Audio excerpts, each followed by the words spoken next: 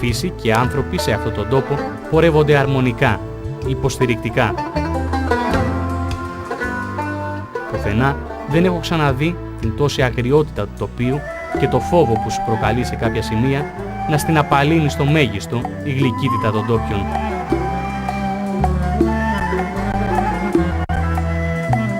Στα ματζουρέικα της Ανατολικής Αργιθέας συναντήσαμε κάποιους από αυτούς. Η κυρία Ιφηγένεια προσπάθησε να μας μοιήσει στα μυστικά της τοπικής κουζίνας. Είμαστε στο συνοικισμό Ματζουρέικα και θα σας κάνουμε ένα παραδοσιακό φαγητό που λέγεται πλαστός.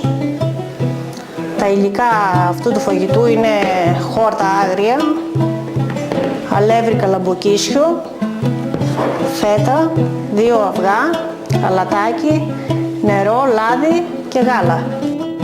Η κατασκευή του πλαστού, έτσι ονομάζεται το φαγητό, ξεκινάει, αλίβουμε το ταψί με βούτυρο, οι παλιοί το άλυβαν με λίπος από τα γουρούνια.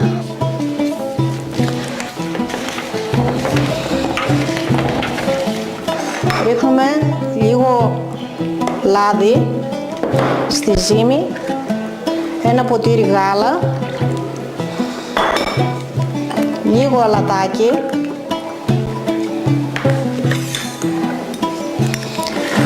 νερό όσο πάρει για να γίνει η ζύμη λία.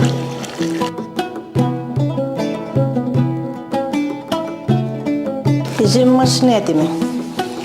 Τώρα θα αρχίσουμε να φτιάξουμε τα χόρτα. Ρίχνουμε αλατάκι, λαδάκι, ελαιόλαδο πάντα, μέσα στα χόρτα και βάζουμε και γύρω στα 300 γραμμάρια τυρί φέτα.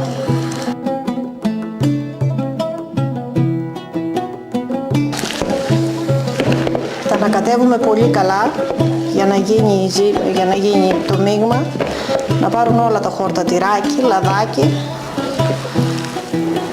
Είναι έτοιμα τώρα. Τώρα θα πάρουμε τη ζύμη και θα την απλώσουμε στο ταψί.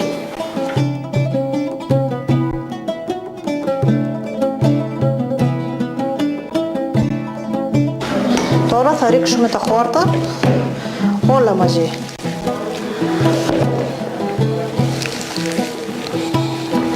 Πατάμε τα χόρτα και να ρίξουμε ξανά από πάνω ζύμη. Αυτή είναι η διαδικασία του πλαστού. Τώρα πρέπει να είναι καμένος ο φούρνος καλά στους 250 βαθμούς για να κοκκινήσει και να γίνει τριγανός. Τον ψαίνουμε γύρω στη μισή ώρα.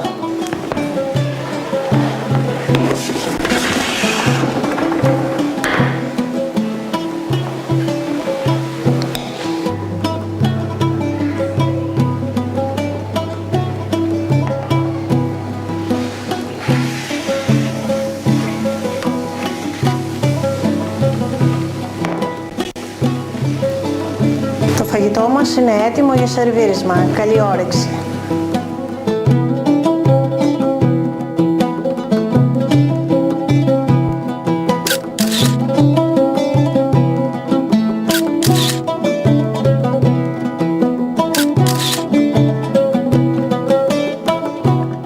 Μαζί με το πεντανόστιμο παραδοσιακό πλαστό, η κυρία Ιφηγένεια έστειλε και τις ευχές της σε συγγενείς και φίλους.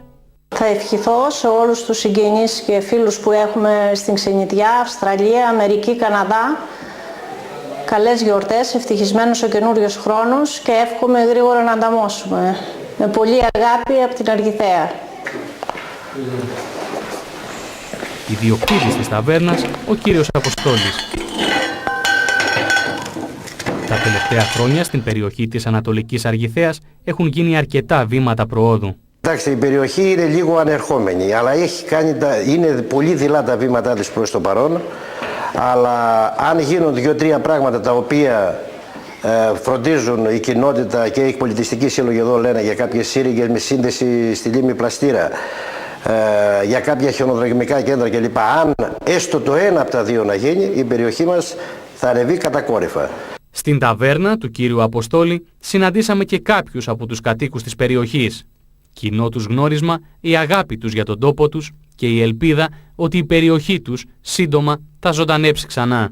Το καλοκαίρι είμαι εδώ όλο τον καιρό, γυρίζω στα χωριά και στα πανηγύρια, βλέπω τους φίλους και τους αγαπητούς όλους και χαίρομαι γιατί άρχισαν και αυτοί οι συνταξιούχοι τώρα να γυρίζουν πίσω. Όλοι θέλουν μέσα από την καρδιά τους να ζωντανέψει ξανά ο τόπος αυτός. Γι' αυτό και καλούν τους Έλληνες όπου γης να επιστρέψουν. Να είναι καλά και όταν έρχονται εδώ να έρθουν στα σπίτια, να φτιάξουν τα σπίτια τους πάλι.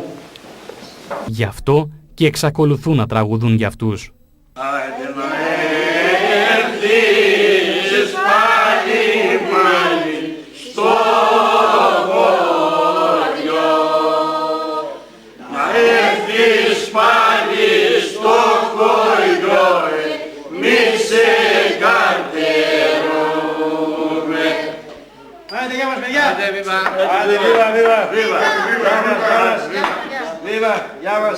Στην ταβέρνα του κύριου Αποστόλη γνωρίσαμε και την οικογένεια Ανασιόπουλου, η οποία κατοικεί στην έδρα της κοινότητας της Ανατολικής Αργιθέας στο χωριό Πετρίλο.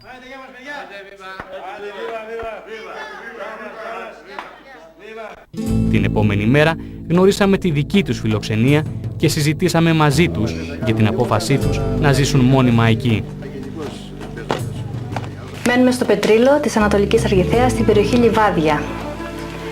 Ήρθαμε εδώ πριν 7 περίπου χρόνια, φύγαμε από την Καρδίτσα και ήρθαμε στην εξοχή, στη φύση, να ζήσουμε και να μεγαλώσουμε τα παιδιά μας. Εμείς, πώς να το πω, μάλλον ζούμε στον παράδεισο.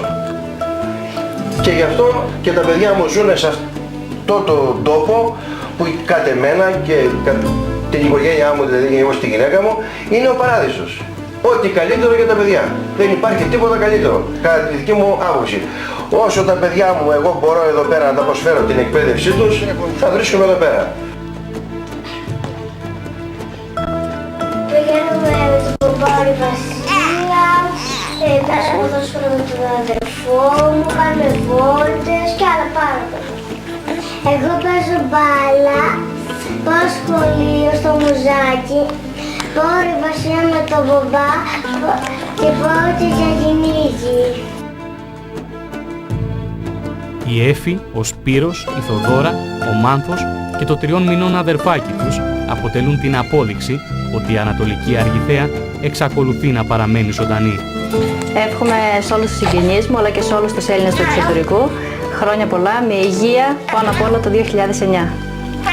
Η δική μου ευχή σε όλο τον κόσμο είναι η υγεία. Γιατί άμα υπάρχει αυτή, όλα τα υπόλοιπα παλεύονται. Χωρίς αυτή δεν γίνεται τίποτα. Εύχομαι σε όλους τους συγγενείς να είμαστε όλοι με υγεία και χαιρετίσματα στον Κριστιάνο Ρονάλντο. Εγώ εύχομαι σε όλους υγεία.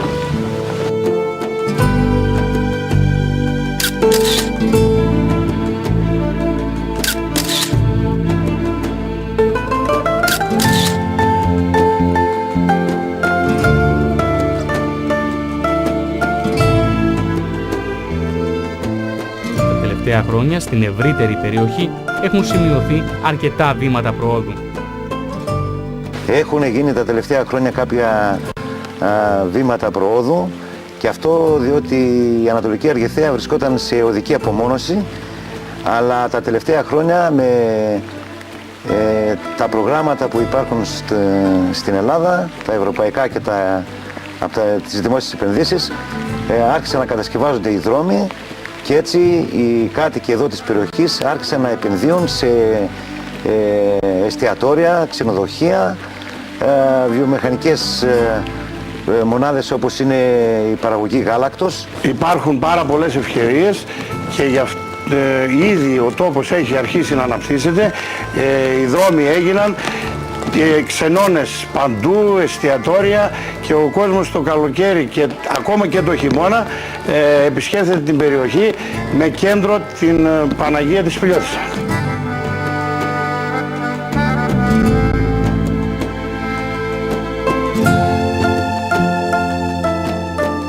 Νέες ευκαιρίες αρχίζουν να δημιουργούνται ακόμα και για αυτούς που θέλουν να κάνουν ένα νέο ξεκίνημα. Βεβαίως και υπάρχουν ευκαιρίες για έναν νέο, στο επίπεδο όμως ότι η δραστηριοποίησή του θα είναι γύρω από αυτές τις εναλλακτικές δράσεις, αυτές που προσφέρει το περιβάλλον, που προσφέρει ο πολιτισμός της περιοχής, ως ένα απόθεμα οικολογίας τέτοιο που θα άξιζε όχι μόνο την θέαση από κάποιους ανθρώπους των πόλεων, αλλά θα άξιζε προπάντων τον σεβασμό τους. Η Αργιθέα αρχίζει να ανοίγει σιγά σιγά την αγκαλιά της σε όλους όσοι βρίσκονται σήμερα μακριά. Ακόμη και σε αυτούς που έφυγαν από ανάγκη. Να ξέρουν ότι τους σκεφτόμαστε κι εμείς όπως μας σκέφτονται κι αυτοί. Αν και εμείς πιστεύουμε ότι αυτοί είναι πιο πατριώτες από εμάς, γιατί είναι μακριά και δεν μας φτάνουν. Τους στέλνουν ένα μήνυμα ότι η Ελλάδα και η Αργιθέα αυτή τη στιγμή δεν είναι όπως ήταν παλιά. Μπορούν να έρθουν εδώ, να ζήσουν εδώ, να επενδύσουν και αυτοί να ζήσουν καλύτερα, αλλά και ο τόπος να προκόψει. Το δικό μου μήνυμα στους Έλληνες του εξωτερικού είναι εκείνο που πια η πατρίδα τούτη έχει φτάσει να έχει αποθέματα επανένταξης, και όχι επανένταξης με την κακή έννοιά τους, αλλά έχει ανοιχτές τις αγκαλιές της να δεχτεί κάποιους από αυτούς τους ανθρώπους.